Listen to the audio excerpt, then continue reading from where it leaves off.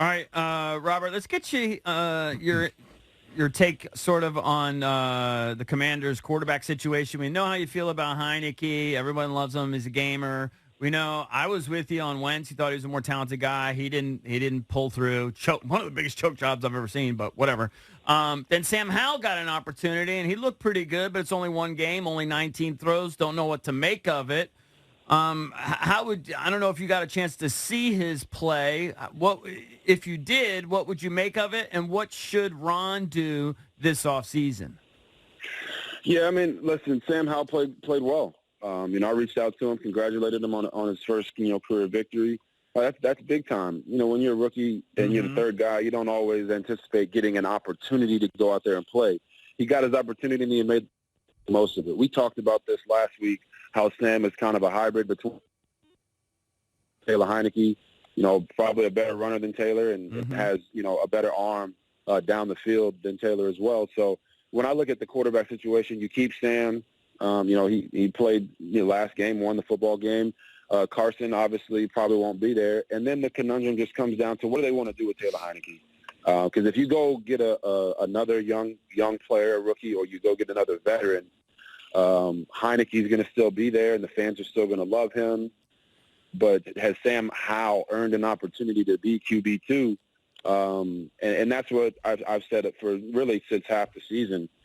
Taylor just puts you in a situation where the fans are going to love him, the team is going to love him, but does the play truly, dictate that he should be there, either competing to be the starter or competing to be the back? Decision for them to make. We just want to, make sure Ron knows what quarterback he wants, unlike he, didn't know that they were going to be eliminated in the playoffs. If they went ahead and they bolstered the O-line, let's say they brought in like two grizzled veterans, surefire upgrades, maybe even drafting a guy in the first round or two, maybe a center or something in third round, I don't know. They really bolstered that offensive line. Could they win with Taylor or Howell next season? Yeah, I mean, they won with Taylor this year. They won with Sam this year. So it really just comes down to what are you trying to do long term. If you get in the draft and the guy that you love isn't there, can you roll the dice with Sam Howell at quarterback? Yeah, you can. There's nothing wrong with that. Sam Howell is not, just some bad, college quarterback. You got Brock Purdy out in San Francisco, who is Mr. Irrelevant, leading the 49ers to the playoffs. Sam Howell was, by all accounts and purposes, a much better college quarterback than Brock Purdy was, and I didn't think that Brock Purdy was that bad either. So can you win with Sam Howell? Yeah. Can you win because of Sam Howell? I think you possibly can, but you got to fully dedicate yourself to that. It can't be, the wishy-washy, hey, we think we're going to commit to this guy, but we're going to go get this guy. Whatever decision they make, they got to be all in on that. And I think some people are reluctant to go all in on Sam after one game. But if that's your best option, I don't think it's something that the fans or the organization should be really that mad about. All right, what about coaching changes? A lot of people here, fans certainly are frustrated with Ron, but, I don't know. He seems to have a lot of respect around the league. I think he interviews well. Even if they brought in a new owner, I think he could sweet-talk him. I just don't think Ron, because of the ownership situation, I don't think anybody really sort of expects him to be anywhere. But we do want some changes. Coaching-wise, the obvious guy, and it's not fair because I'm sure he knows football and he's great at it, whatever, but just, their scoring went from 20, 19 to 18. So people want to move on from Scott Turner.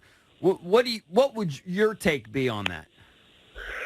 Well, my take would be, as I told you guys, I'm not the one that ever campaigns and don't want to ever campaign for a coach to go out there and get fired, regardless of what's happened. But I think that Ron Rivera, has a loyalty to Scott Turner. I think they've been together for quite some time. So I don't see him making that move. But at the end of the day, most coaches, if it's them or it's their assistants, they're going to get rid of their assistants. Look at what Mike Vrabel did in Tennessee. So I'm sure they'll self-evaluate, do some self-scout to figure out why their points per game have continued to go down and why the offense has sputtered and sometimes been great, and sometimes hasn't been great. But I can't sit here and say that he should or shouldn't be gone now. Cliff Kingsbury has been a great offensive coordinator. He's a guy that you look at to kind of come in and give them an added taste on the offensive side of the football, maybe. But at the end of the day, Ron Rivera is going to do whatever Ron Rivera wants to do, and I think we've all been clear about that over the course of his coaching career.